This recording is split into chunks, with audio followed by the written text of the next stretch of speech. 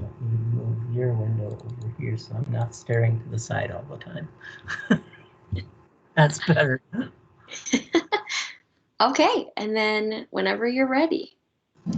All right, well, welcome everyone, and even latecomers that are viewing this later, because I know a number of you have planned to do that, but I want to introduce you to and provide a little bit of background on an international faculty-led program that I've been offering for about 10 years.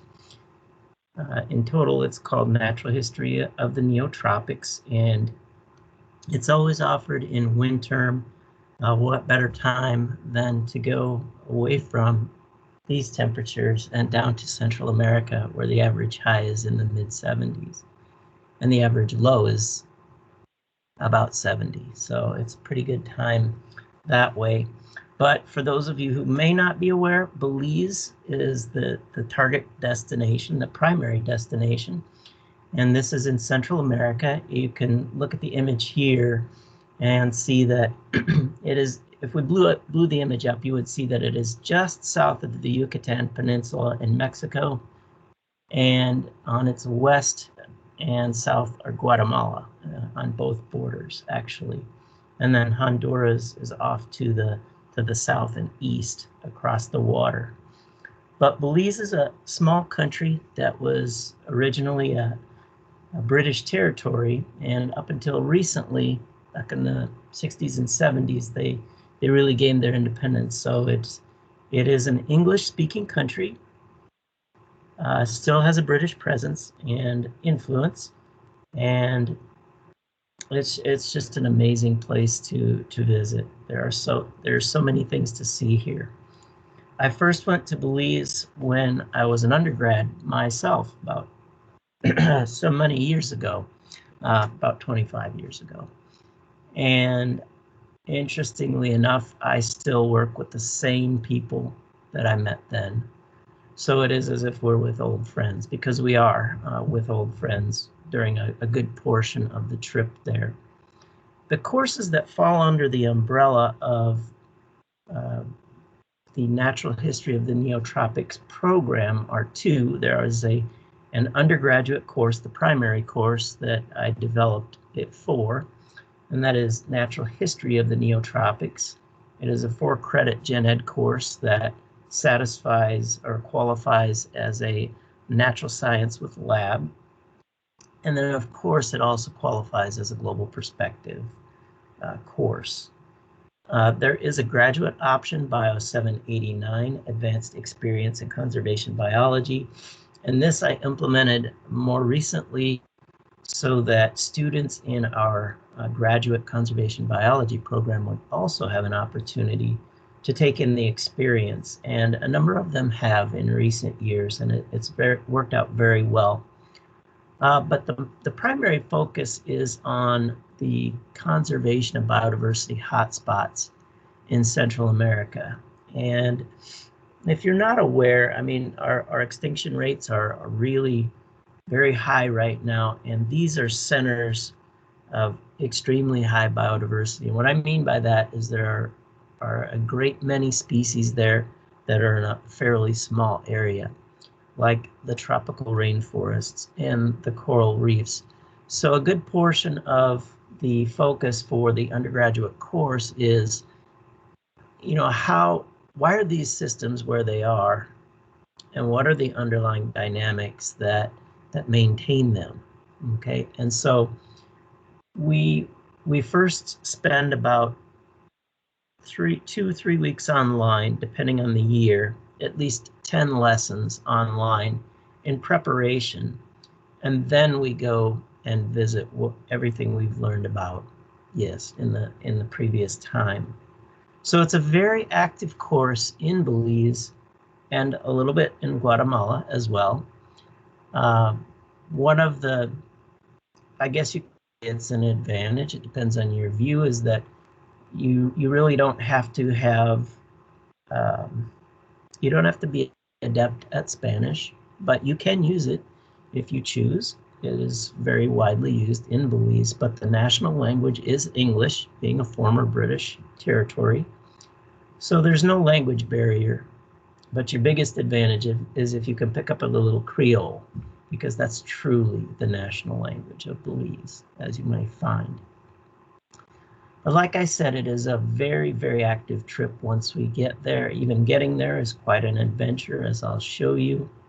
But we have a great diversity of activities included, all of which are designed and planned in order to really bring the course content to life. You've read about these things, you've studied them here. Now let's go and see what they really are all about.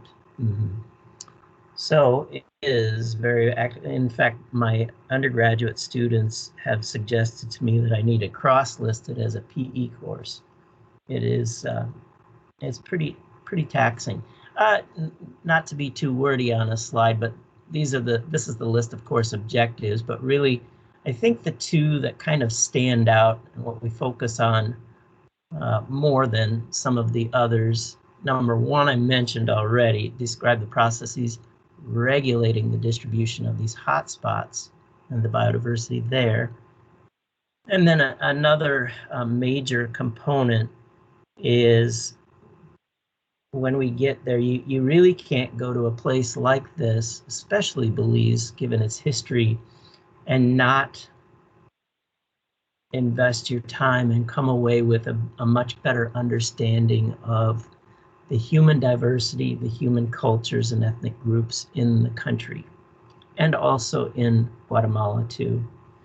And where we have an advantage in this way is, again, I have a pretty long history there myself, working with old friends. So I know people in all of these different cultural subgroups, and I intentionally introduce you to them and have you talk to them about their culture. So it's really a rich experience that way as well. Of course, the other objectives are important too, but these are a couple that stand out to me. When we get toward the time of the course offering, I send out a very specific schedule in the syllabus. Again, this is the background information that we pick up ahead of time. It's kind of intense. I mean, we cover a lot of topics, but we really invest here so that the experience there is even more enriching. So you know what you're seeing when we get there. And then, of course, I also provide a fairly detailed itinerary. And the course is actually broken up really into the trip is broken up into three sequences, three sites, that I'll describe. Getting there is quite an adventure because depending on the year, we take maybe 4 or 5 legs in transportation to get there. Obviously, we have to get to Minneapolis as our departure site and ride on a DC-10 or something all the way down to Belize City. From Belize City, though, we take a series of usually 2 single-engine small planes down the coastline, and that in itself is quite an adventure, and my students makes them a little bit nervous sometimes. As you can see here, and you see right here, one of my students is even in the co-pilot seat. These things don't happen in the US. They're okay in Belize. Every year, one of my students gets to ride in the co-pilot seat. It's just a different place. Once we get there, though, like I said, the trip is broken up into 3 segments. Our first site is a lowland rainforest field station, and we've switched sites. In City River Village is the community where we stay, but now we more recently stay at an eco lodge, called River House Lodge. It's a very nice set of accommodations right on the City River, which is a tropical lowland rainforest encompassed river. So part of our time there, we really spend a good couple days studying these systems and becoming familiar with everything that is there, and it's so much more diverse than here. You can see on the upper right, we're cruising down the city river. We might see crocodiles. We might even be able to pick up a crocodile. That happens from time to time. Last year I picked one up for our students, and a few people got to handle that one. But again, I'm working with my friends. They know me and I trust them, so it just turns out to be a great experience there. You can see a huge strangler fig tree on the left. That is one of the larger ones in the area. In the bottom right, we see green iguanas everywhere. They used to be actually a prominent food source for the people in the village, but now hunting is restricted. But occasionally students get to handle those as well. We take a day trip from River House and also have a little bit of fun. We go zip lining in Mayflower Bokawina National Park, which is a beautiful, beautiful park. Depending on the year, we may take a hike up to the rim, and it's possible for you to see jaguars there. It's unlikely, but we have a little bit of fun there. It is pretty strenuous. Some of the lines are over a half-mile long, so it's a pretty amazing experience. Gives you a new perspective on the forest from the view of a bird flying through it. Yeah. We also do a lot of other interesting things in our time at River House.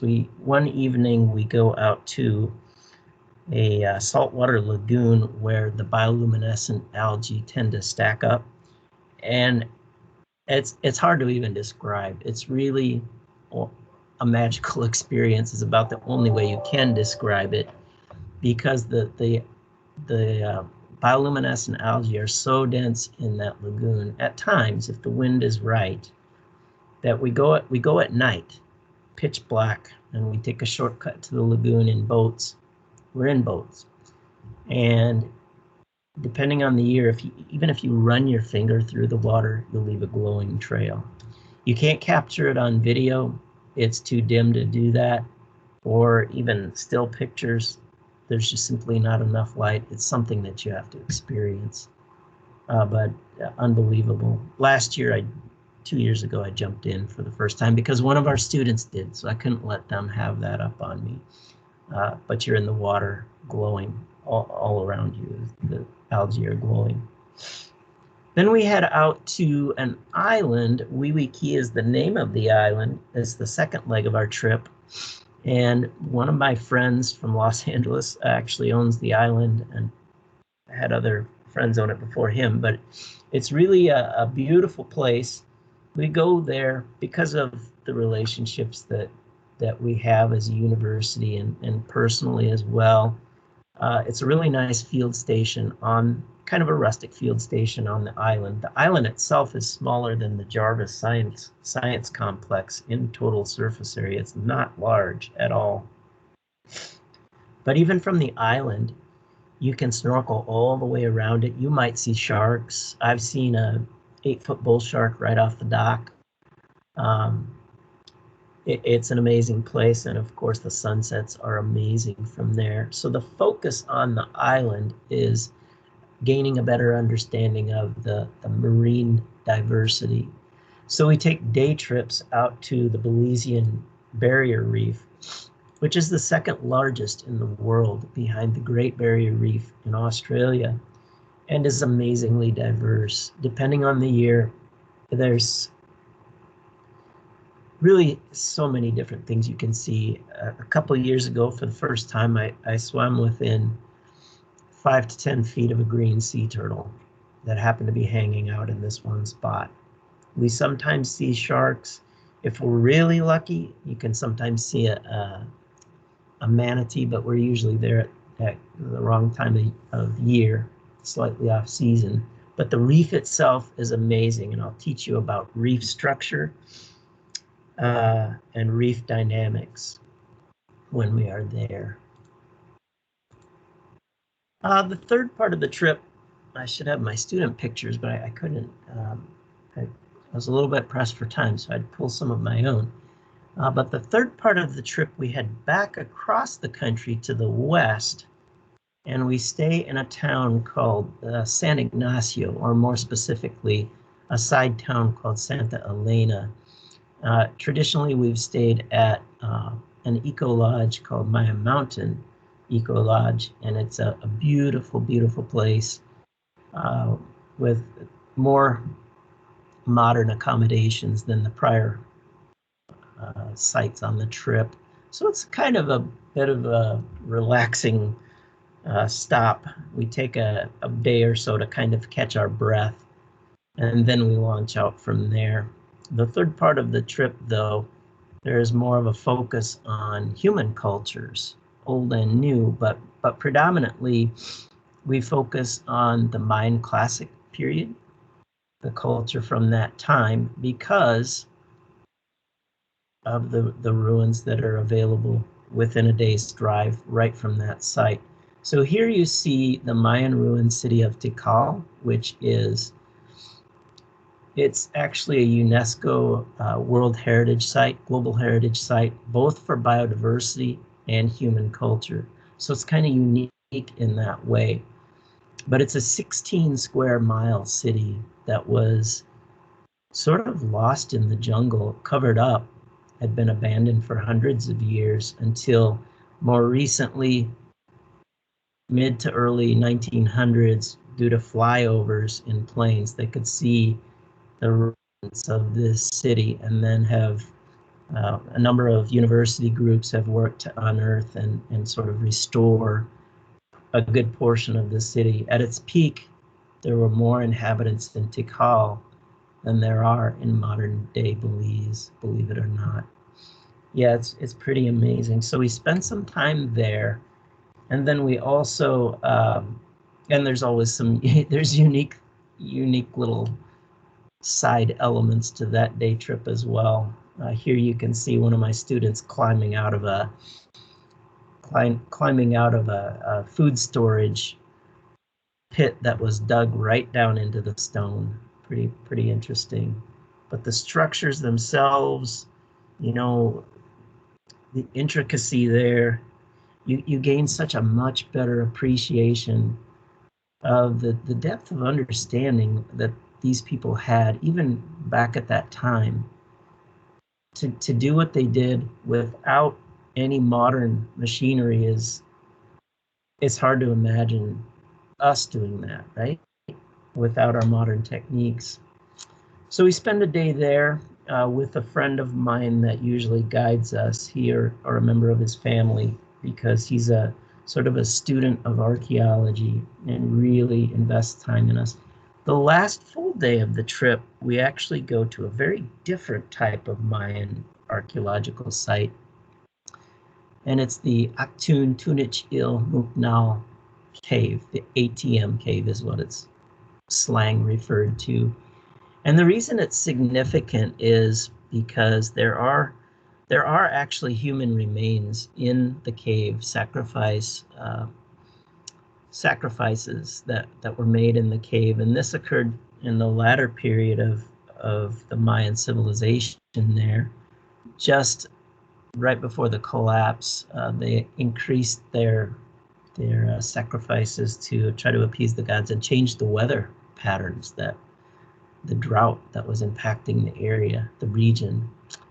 And of course that was to no avail, and then they simply, the major theory now is they sort of dissociated after that. But this is an interesting cave, and it's pretty strenuous. It's a good, probably a mile hike in, and then to get into the cave, you actually have to swim into it across a pretty deep pool upstream, and then you're hiking in water, sometimes up to your neck, usually about waist deep. It depends on the day, and if the rain has been too much in the previous days, sometimes they close it. So we're fortunate to get in.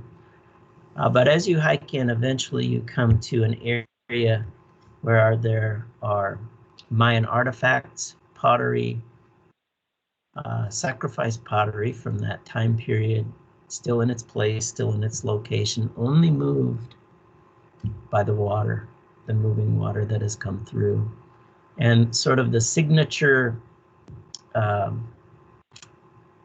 item to see in that cave is as a largely intact human skeleton. Some people call it the Crystal Maiden. Was definitely a sacrifice victim of the time. So all throughout, though, not only this day, but every day, our guy, I teach you what I can, but really, it's our local experts, our guides, my friends there are so invested in providing a very rich experience for you there. For me, it's a lot of fun because I see the light bulbs go on. I see people experiencing things they've never seen before and maybe will not again. It's that kind of a trip. We have a lot of a team building effort. It's almost a little bit like a Survivor Belize trip because the conditions can be kind of tough sometimes.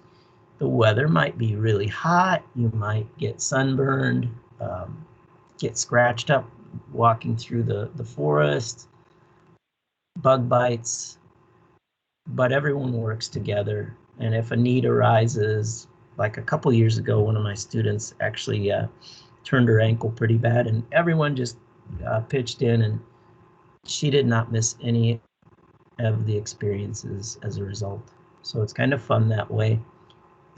And I would say that lifelong relationships do occur as a result of working through those challenges together.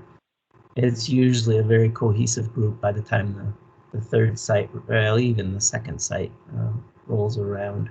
A lot of fun that way as well. And usually we have a pretty diverse group.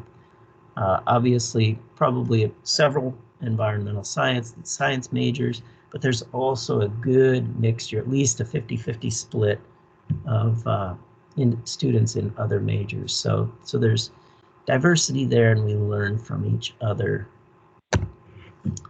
And that's a short summary. I get maybe not a short one. I tend to yak on, but if you have any questions, let me know. You can ask now, or you can hit me up on my email or phone, or contact the Office of International Education. Well, thank you. Oh, that was a great presentation. It definitely seems like a program without a dull moment. It's not. A couple years ago, we actually had to evacuate the island on short notice because of a tsunami warning. It was crazy. But even in strenuous situations like that, there's never a worry because my friends there, they know exactly what to do. But it was kind of crazy for a while there. Yeah. It's always fun. There's always an adventure. Sounds like it. Okay, I will stop the recording here.